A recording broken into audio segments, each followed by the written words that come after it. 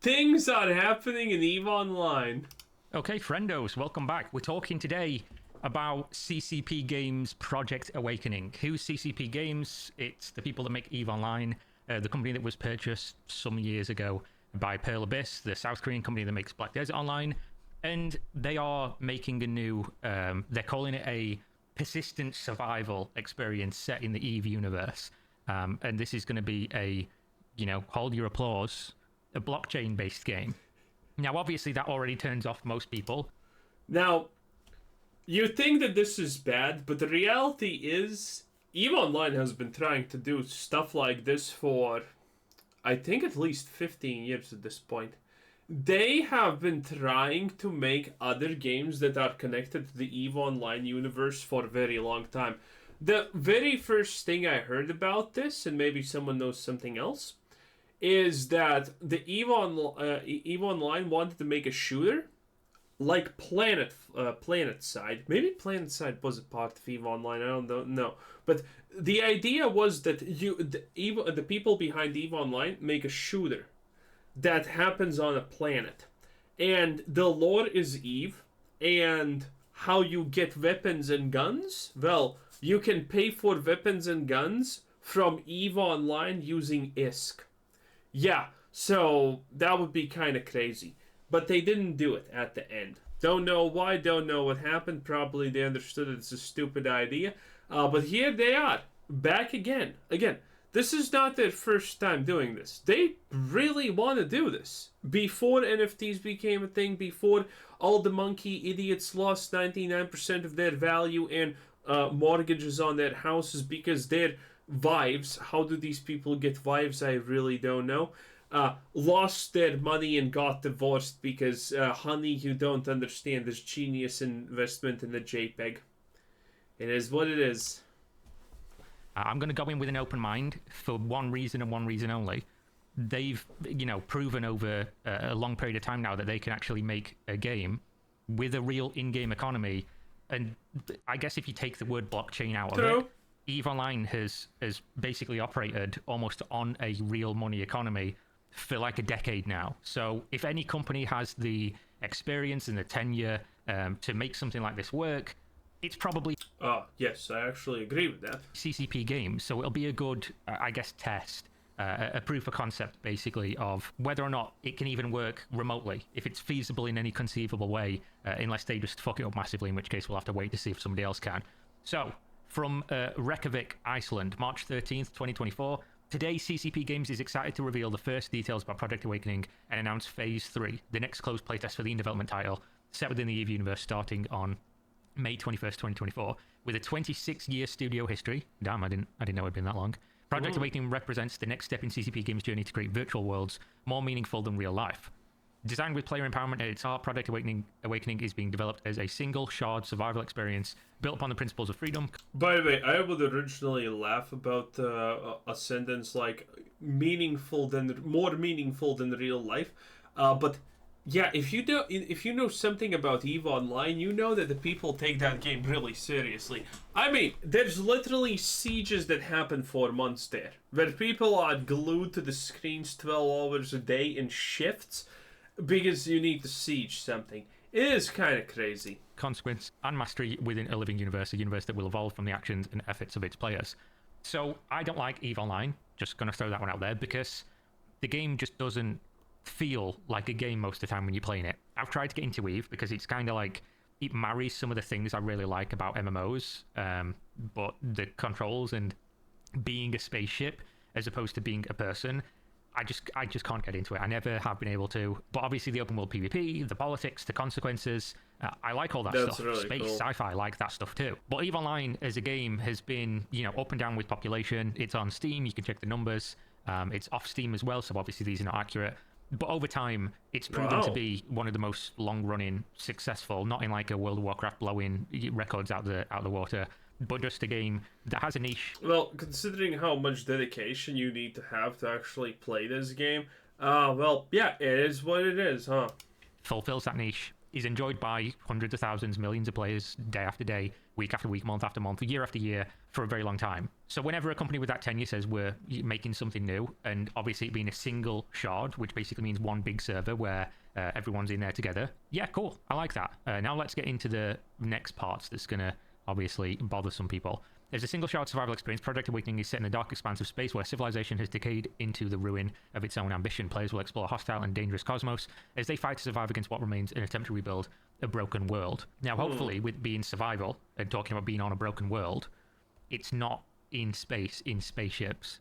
I always feel like EVE kind of missed a trick in not doing more stuff within the universe of their game that you could play that's sort of interconnected with the rest of EVE if you didn't want to be a person that flew around as a spaceship doing stuff. Having, like, I know this was, I guess, talked about, I don't know if it ever came to fruition, but having, you know, games based on planets where there's, you know, a first-person shooter or something like that, and then that somehow contributing or at least feeling like it's within the same universe. So if this is kind of like that, cool. So powered by Carbon Development Platform and Mud by Lattice, CCP Games is creating a persistent world bound by digital physics, where compostability and programmability will enable players to build and collaborate on top, outside of, and within the emergent game environment, unlocking boundless creativity for third-party development via blockchain technology and cryptography.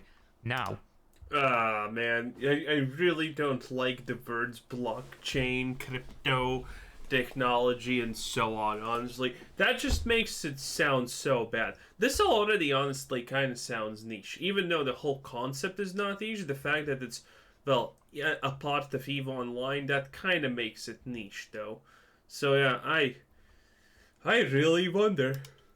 I know what some of those words mean, but when you put all of that into a sentence, I don't know what the fuck this means. I think this means they're talking about people being able to create things outside the game and put it into the game. I could be wrong.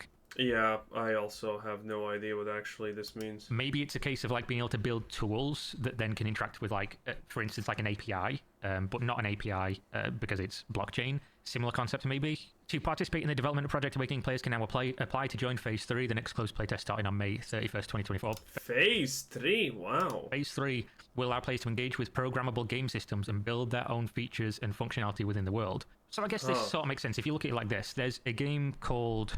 Dude, who the fuck is gonna do this? Programmable game systems and build their own features? Like, bruh, do I look like a guy who wants to do that? Obviously not. I completely, in fact, do not want to do that at all, in fact. So, I mean, how is this going to have mass appeal? It's not going to have mass appeal.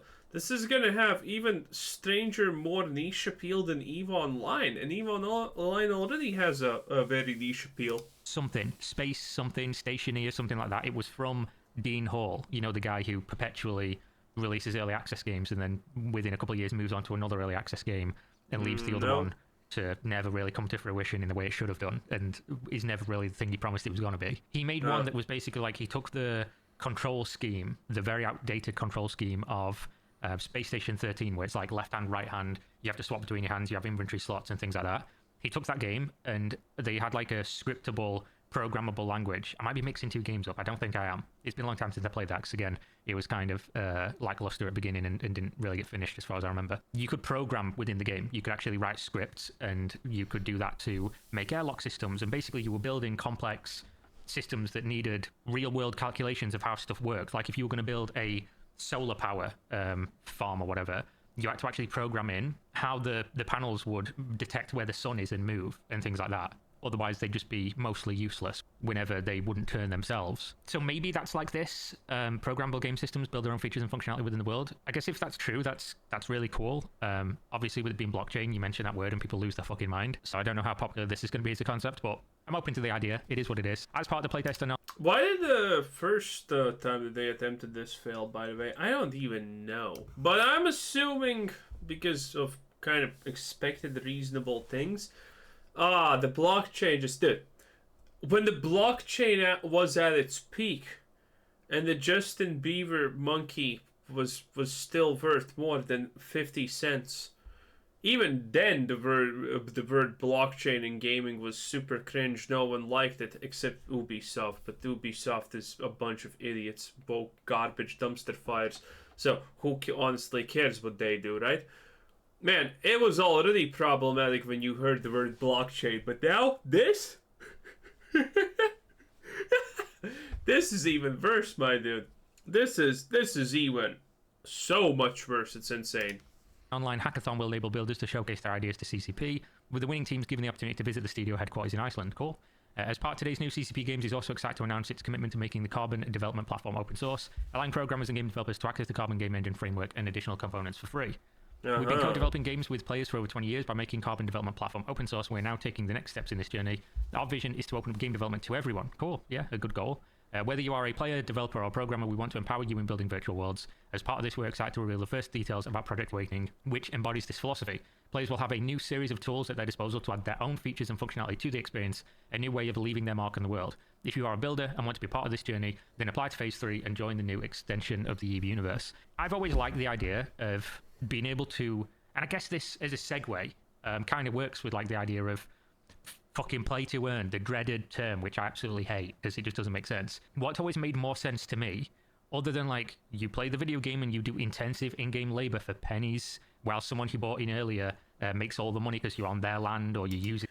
I love that concept, honestly.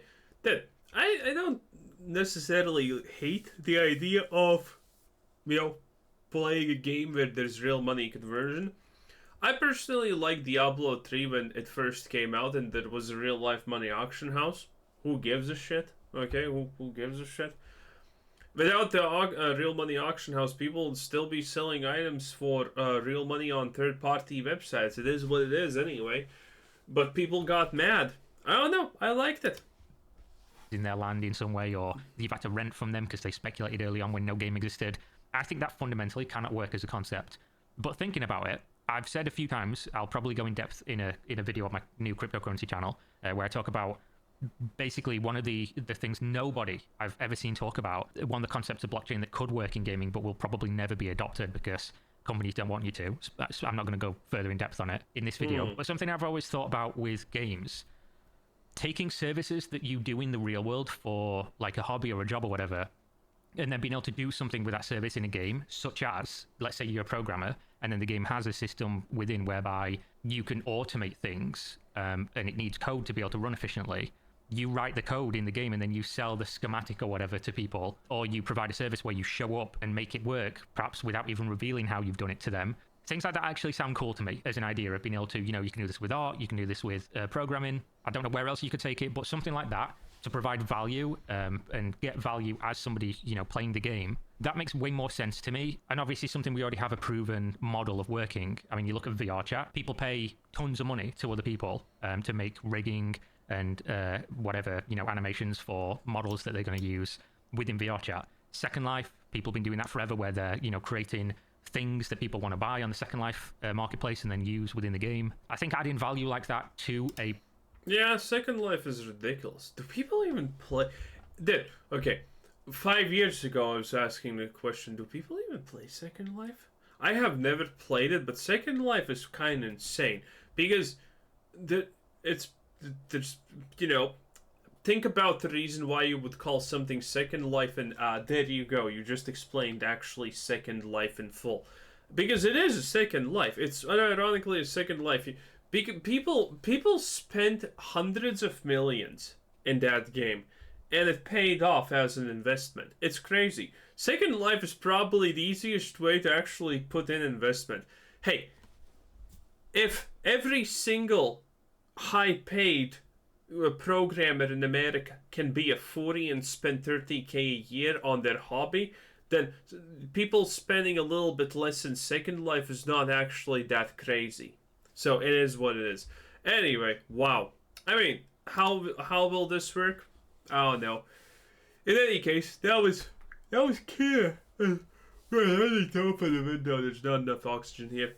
This was Quizzer saying thanks for watching. Subscribe if you haven't already, and have a nice day. Bye bye.